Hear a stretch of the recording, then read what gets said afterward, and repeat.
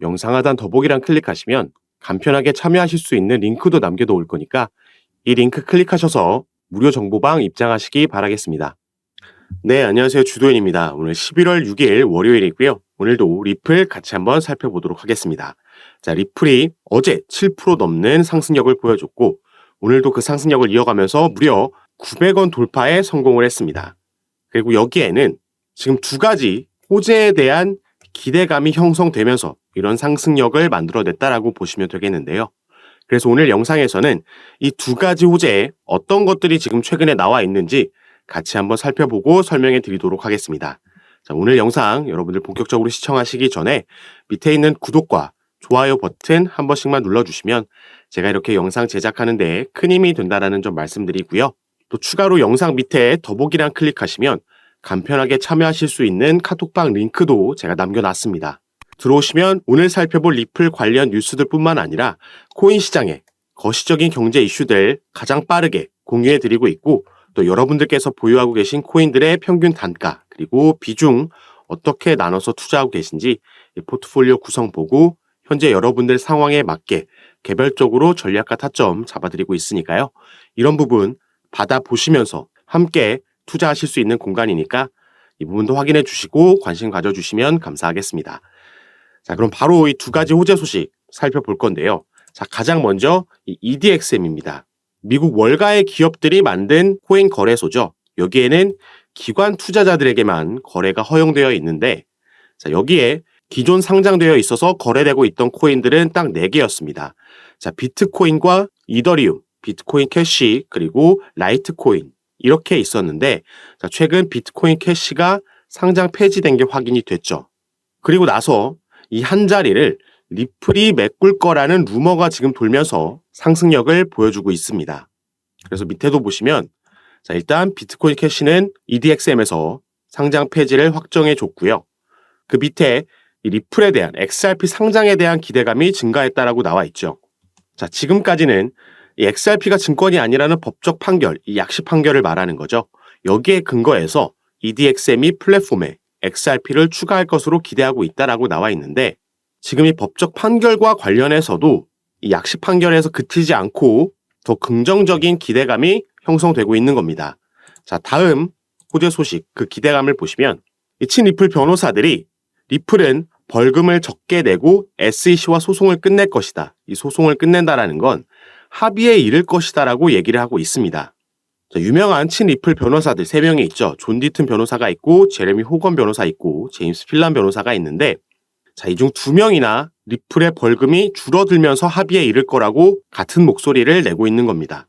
그리고 그 근거도 꽤 명확하기 때문에 이 기대감이 더 커지고 있다라고 보고 있는데 자, SEC에서 리플의 증권법 위반과 이에 상응하는 벌금을 요구하기 위해서는 명확한 투자자 피해금을 증명을 해야 합니다. 그리고 두 번째로 SEC가 리플을 상대로 요구하는 벌금 역시 리플의 순이익을 기준으로 선정해야 한다라는 거죠. 그렇기 때문에 리플은 SEC가 애초에 요구했던 7억 7천만 달러 이것보다 훨씬 낮은 가격에서 합의를 도출해낼 수 있을 거라고 예상을 하고 있는 거죠. 그리고 최근 이렇게 본격적으로 리플이 상승력을 만들어내기 이전에 커뮤니티는 리플의 연례 행사인 리플 스웰에서 IPO, 기업 공개를 발표할 수도 있다라는 기대감에 상승력을 어느 정도 만들어내고 있었습니다. 그런데 이 부분은 제가 항상 말씀드렸지만 IPO는 기업 공개, 즉 나스닥 상장을 준비하는 거기 때문에 여기에 대형 기업들의 투자금이 들어오기 위해서는 우선 이 소송 리스크에서 자유로워져야 된다라고 말씀을 드렸죠. 이 투자하는 기업들 입장에서도 계속 이 소송 리스크가 존재하는 상황에서 거액의 투자금을 투자하기에는 리스크가 있다라는 거죠. 그럼에도 불구하고 커뮤니티가 이런 기대감을 가지고 있는 데에는 이 소송이 우리가 지금 여기서 살펴보고 있듯이 합의로 생각보다 빠르게 종료될 수 있을 만한 그 근거와 정황이 포착됐기 때문입니다. 이 리플 스웰이라는 연례 행사는 이번 주 8일과 9일 양일간 두바이에서 열리는데 사실 이전에 합의가 도출되기에는 물리적인 시간이 부족하다라고 보고 있고요. 때문에 리플 스웰에서 IPO 관련된 확실한 뉴스가 나올 거라고는 보지 않지만 일단 리플이 이 IPO를 준비하고 있는 건 확실하죠. 올해 4월 달에도 제가 관련 소식을 전달해 드렸지만 이때도 뉴욕에서 비공개 로드쇼를 진행하면서 이 로드쇼에 대규모 투자 기업들이 모두 참석했다라는 뉴스를 폭스 비즈니스가 발표했고 이 부분을 당시에 4월 달에 전달해 드렸습니다. 그리고 최근에 리플 공식 홈페이지를 통해서 리플은 이 주주 소통 매니저를 공개 채용하고 있죠. 이 IPO라는 게 기업 공개가 하루아침에 이뤄지는 게 아니고 실제로 9개월에서 12개월 정도 이 기간이 소요되기 때문에 리플은 지금부터 이 주주 소통 매니저를 채용하고 이 기간 안에 소송을 종료시키겠다라는 계획을 가지고 있는 겁니다. 그리고 이 안에 종료시키려면 정상적인 루트로는 불가능하죠. 현재 정식 재판이 내년 4월로 예정되어 있고 이게 끝나고 나서 리플이 여기서 또 승소한다라고 해도 SEC가 분명히 항소를 진행할 거기 때문에 그렇게 돼서 대법원까지 가게 되면 최소 3년이란 시간이 걸릴 겁니다. 그럼 리플의 계획대로 이 안에 IPO를 진행하려면 당연히 그 방법은 합의가 될 겁니다. 그리고 아까도 말씀드렸듯이 여기에 대한 근거 그리고 정황이 포착되고 있기 때문에 여기에 대한 현재 상황까지 같이 알아보고 영상을 마무리하도록 하겠습니다. 제가 최근에 이런 소식을 전달해 드렸습니다. SEC가 항복했다. 바로 이 부분이 현재 리플이 소송을 벌이고 있는 이 SEC 미국의 증권거래위원회에서 리플사뿐만 아니라 리플의 경영진과도 개별적으로 소송을 진행하고 있었는데 이 경영진에 대한 소송을 취하하겠다라는 입장을 밝혔었죠. 그리고 여기에 대해서 이 소송을 관장하고 있는 토레스 판사가 이와 같이 공식 문건을 통해서 granted, 승인을 했습니다. 그리고 이 승인한 문서에 보시면 이 11월 9일이라는 날짜가 나와 있죠. 이 11월 9일이라는 날에 이 양측이 브리핑 스케줄을 제출하라는 내용이 들어가 있는 겁니다. 그리고 이 날짜는 토레스 판사가 임의로 지정한 날짜가 아니라 SEC에서 먼저 제안한 날짜입니다. 그래서 이 부분 오늘 같이 한번 살펴볼 건데요. 이게 바로 합의와 또 관련이 있는 내용이기 때문에 바로 한번 살펴보도록 하겠습니다. 자, 여기에 보시면 이 SEC가 현재 이 소송을 관장하고 있는 아날리스 토레스 판사에게 공식 서한을 통해서 이 리플 경영진에 대한 소송 취하 의사를 밝혔습니다. 그리고 그 공식 서한 안에 바로 이런 내용이 들어 있었기 때문에 지금 합의에 대한 가능성이 다시 얘기가 나오고 있는 건데요. 자, 여기에 보시면 The SEC and Ripple intend to meet and confer on a potential briefing schedule with respect to the pending issue in the case. 자, SEC는 지금 리플과 만나서 현재 보류되고 있는 이슈에 대해서 이 사건에서 보류되고 있는 이슈에 대해서 그 가능한 스케줄을 지금 잡고 싶어 합니다. 자, 이들이 여기서 논의하고 싶어 하는 거는 proper against Ripple for its Section 5 violations, 증권법 제5조를 위반한 것에 대해서 with respect to its institutional sales of XRP, 기관에게 판매한 XRP에 대해서 논의를 하고 싶어 하고요. 이 11월 9일까지 정확하게 날짜를 지정해 놨죠. 이때까지 법원에 논의 일정을 제안을 하거나 아니면 양측이 동의할 수 없을 시에는 법원의 브리핑 일정을 요청하겠다. 이런 내용이 이 공식 서한 안에 담겨 있었다라는 겁니다. 자, 이걸 다시 말해서 이 리플과 SEC가 만나서 최근 받아들였던 7월 달에 나온 약식재판 판결에 대해서 그 중에서도 이 SEC가 승소한 부분, 이 기관 판매에 대한 약 7억 달러 규모의 XRP가 증권에 해당한다라는 것, 이게 증권법 5조를 위반했다라는 것에 대해서 논의를 하고 싶어 하는 건데, 자, 이미 SEC에게 유리하게 나온 이 판결에 대해서 논의를 하고 싶다라는 건 이게 지금 벌금 합의에 대해서 얘기하고 싶어 하는 거 아니냐라는 의견들이 지금 나오고 있는 겁니다. 자, 그래서 사실 여기에 대해서 조금 긍정 회로를 우리가 돌려봤을 때 합의를 하면 SEC에게 득이 되는 건 뭘까요? 자, SEC는 지금 리플과의 소송에서만 연패를 일단 기록하고 있죠. 약식재판 판결문에서도 이 개인에게 판매된 2차 시장 판매는 증권이 아니다라는 판결문을 받아들이면서 가장 먼저 1패를 떠안았고 중간 항소에 대해서도 기각, 명령이 나오면서 2패가 됐습니다.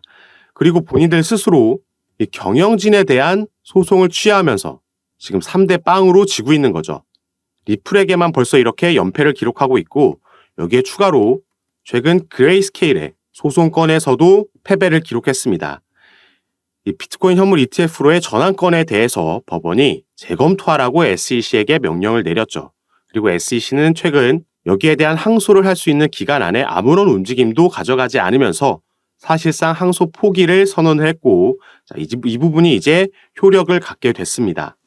자, 그럼 이런 상황에서 SEC가 만약에 벌금 합의를 하게 된다라면은 적어도 기관 투자자들에게 판매된 건 증권이다라는 판례를 만들 수 있으면서 추가 망신을 피할 수 있게 되는 거죠.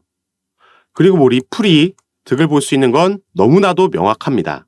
여기에 대한 벌금은 지불하더라도 일단 이 소송 리스크라는 그동안 계속해서 XRP의 발목을 잡았던 가장 큰 리스크에서 해소되면서 이 부분이 해결되면 전부터 꾸준히 말씀드렸던 기업 공개, IPO가 본격적으로 진행이 될 수 있겠다. 그러면서 대규모 투자 자금, 나스닥으로 상장되는 기업이 되면서 엄청난 상승 모멘텀을 경험할 수가 있을 겁니다. 그리고 이전에도 제가 한번 합의에 대한 가능성을 언급하면서 보여드렸던 게 바로 이 아날리스 토레스 판사가 내린 중간항소 기각에 대한 이 명령서였습니다. 그래서 이 부분 가장 마지막 장에 밑으로 내려서 함께 보시면요. 자, 가장 마지막 장의 마지막 줄을 살펴보시면 shall meet in person for at least 1 hour to discuss settlement of this matter. 자, in person으로 만나라, 대면에서 만나라는 거고요. 논의하라는 거죠. 그리고 시간까지 구체적으로 적어도 최소한 1시간 이상 만나서 뭐에 대해서 얘기하냐? 합의에 대해서 얘기하라고 토레스 판사가 이 법원에서 직접 제안을 했다라고 말씀드렸습니다.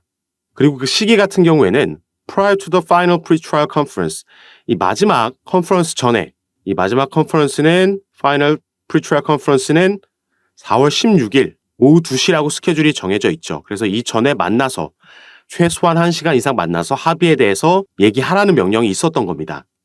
그래서 이 중간항소 기각 명령이 내려왔을 때 이 공식 서한을 보고 제가 이렇게 구체적인 데드라인까지 정해져 있는 거였기 때문에 자, 이전에 이들이 만나서 합의할 가능성이 있다. 하지만 이게 당장 올해 안에 일어나기는 힘들다라고 보였고 그래서 내년 1분기 말에서 2분기가 시작되자마자는 여기에 대한 기대감이 또 한번 형성될 수 있겠다라고 말씀드렸는데 이번에 SEC가 경영진에 대한 소송을 취하면서 또 한번 같은 맥락에서의 흐름이 나왔기 때문에 오늘 여러분들께 영상을 통해서 공유해 드리려고 이렇게 가지고 왔습니다. 그래서 만약에 이렇게 정말 합의로 끝이 날 수 있다라면은 우리 XRP 홀더들, 투자자들 입장에서는 이것보다 더 기분 좋은 소식이 없을 겁니다.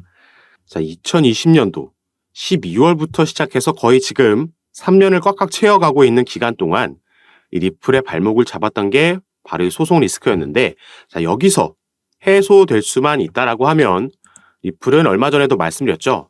이 IPO를 준비하기 위해서 이 주주관리 소통 인력 채용에 나섰다라고 말씀을 드렸습니다. 기업 공개를 하고 나스닥에 상장되고 나서 반드시 필요한 포지션에 채용을 나선 거기 때문에 이게 가장 리플 개별적으로 우리가 기대해 볼 수 있을 만한 이슈라고 말씀을 드렸고요.